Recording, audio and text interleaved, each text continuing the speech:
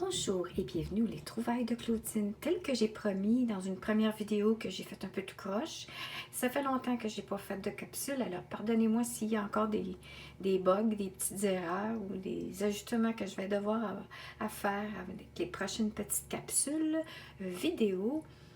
En lien, cette fois-ci, avec les trombones, faire des marque-pages. Là, à un moment donné, j'ai dit dans ma première vidéo, marque-place.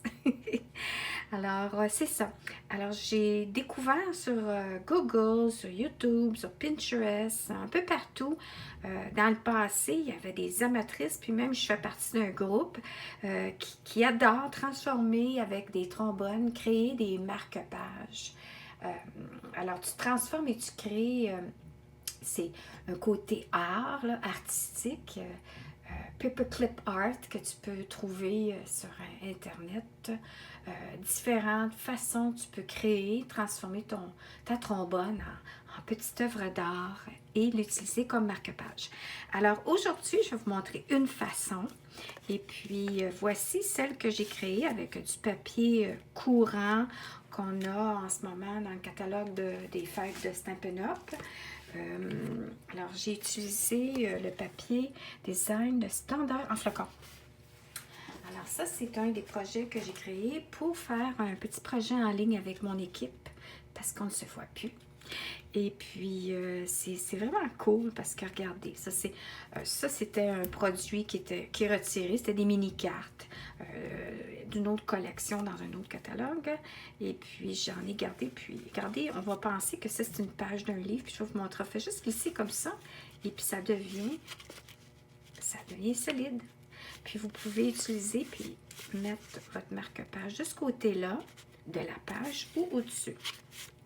Alors, ce qui est important, c'est d'utiliser, puis regardez, c'est recto verso. Alors, quand vous le glissez dans la feuille, sur la feuille d'un livre, là, je vais essayer de voir si je ne peux pas prendre celui-ci. Assurez-vous d'utiliser un paperclip, une trombone qui est neuve, parce que si moindrement utilisé, ça va devenir lousse facilement. Alors, voici comment ça fonctionne. Ça, c'est celle que j'ai faite aujourd'hui avec des produits retirés. Écoutez, sortez vos papiers, vos restants de papier. C'est le meilleur temps pour utiliser vos restants de papier pour faire ces petits marque-pages-là, comme ça. Regardez-moi ça, c'est cute. Vous pouvez faire plein de thématiques et puis ça s'offre bien en cadeau, en tout temps et dans le bon Noël ou par la poste avec une carte de Noël. Ça va... C'est tellement adorable que j'arrête pas d'en faire puis que j'en envoie en cadeau à mes amis. Regardez comme on glisse comme ça tient bien. Alors, on commence. Je vous montre facilement ici comment on fait. Alors, moi, ce que j'ai pris, c'est tout simplement, peu importe la mesure, hein, comme ça, ici, c'est un 3 par 3 si je ne me trompe pas. Alors, vous pouvez prendre un carton si vous voulez le format carré, 3 pouces par 6 pouces, plié en deux. Moi, il y avait un petit motif parce que c'était les mini-cartes d'une collection qui est retirée. Ensuite, vous prenez une retaille qui va chercher dans les mêmes couleurs ou qui s'avance bien.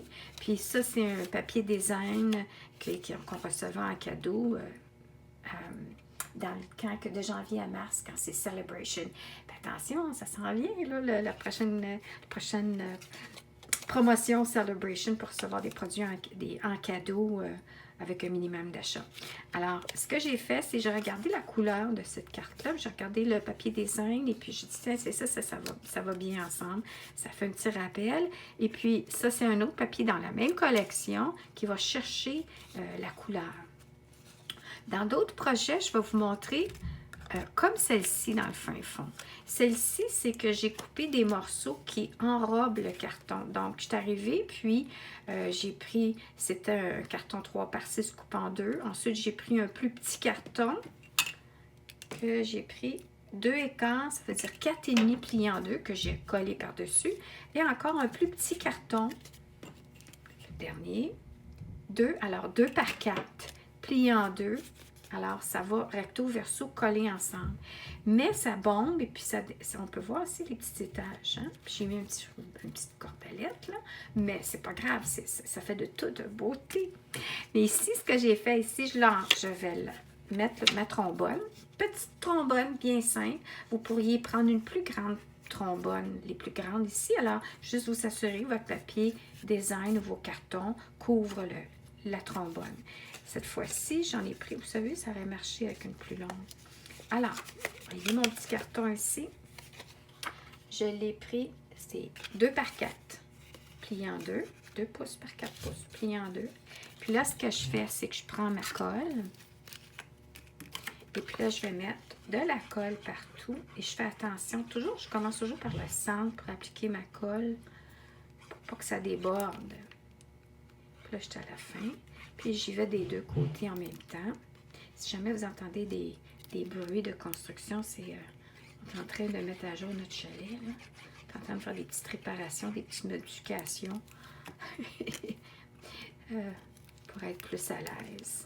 Alors, je referme, puis je le mets dans mon petit étui ici. Je garde toujours ma colle à l'envers pour qu'elle glisse bien. Alors, on peut voir ici que je vais glisser comme ça ici. Oups. Puis là, je peux le plus centrer. Ici, c'était plus centré. Ici, je ne veux pas cacher tout mon petit trait de peinture, mon petit trait de peinture. Alors, je les mets plus de côté. J'appuie. Puis, j'appuie. Puis, vous allez voir que c'est pas tout à fait égal, c'est-à-dire qu'il y a un petit escalier. Hein? Puis, c'est correct, ça fait artsy.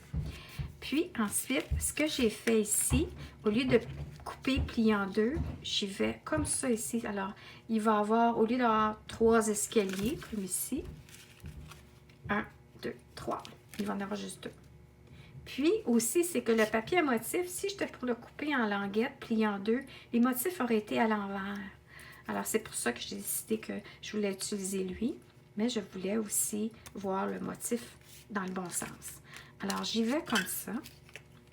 Puis, regardez l'autre côté. C'est de toute beauté, les papiers motifs design de Stampin' Up, là. Les collections qui sortent, là, c'est vraiment quelque chose. Alors, je vais le mettre un peu plus centré. La beauté aussi de ce type de projet-là, c'est pas nécessaire de faire exactement la même chose des deux côtés. Parce que c'est un recto verso, mais vous pourriez rajouter n'importe quoi. Je me suis lancée dans d'autres choses. Vous allez voir dans d'autres petites capsules. Puis là, je mets des petits bijoux, je mets des morceaux de ruban.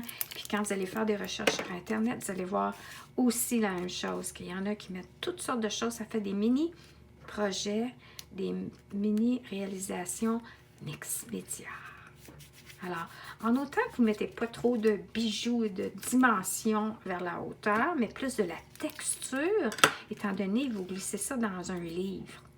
Alors, pour terminer, je vais vous montrer ici, j'avais des perforés, des cœurs, où j'en avais déjà des pré-perforés d'un kit.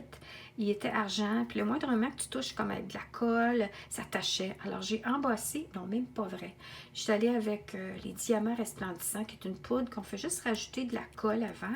On saupoudre, puis après ça, regardez, il y a à peine, je voulais dire à peine hier, là, j'étais arrivée, j'ai fait ça, puis je voyais pas de diamants qui revolaient partout. Alors, c'est ce que j'ai fait, comme ça, j'ai pas perdu mon cœur. Puis le côté argent qui était taché, ben là, il est rehaussé avec les diamants resplendissants, qui est une poudre, juste que je prenais une petite éponge, je prenais un peu de colle, puis là, estomper.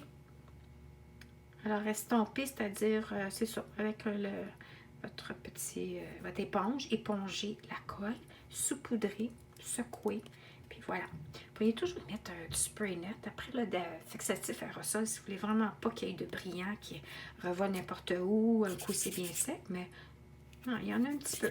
Attends, c'est-tu le même doigt? Oui. Mais hier, quand je l'ai fait, ça paraissait pas. En tout cas, fait qu'il y a un petit peu de diamant. Mais ça fait Noël.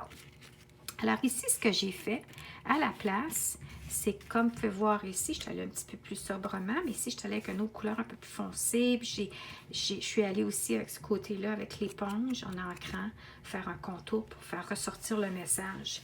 J'ai changé de couleur ici, j'étais plus pâle, je suis allée dans le plus foncé. Ce genre de papier-là, vous pouvez l'obtenir présentement.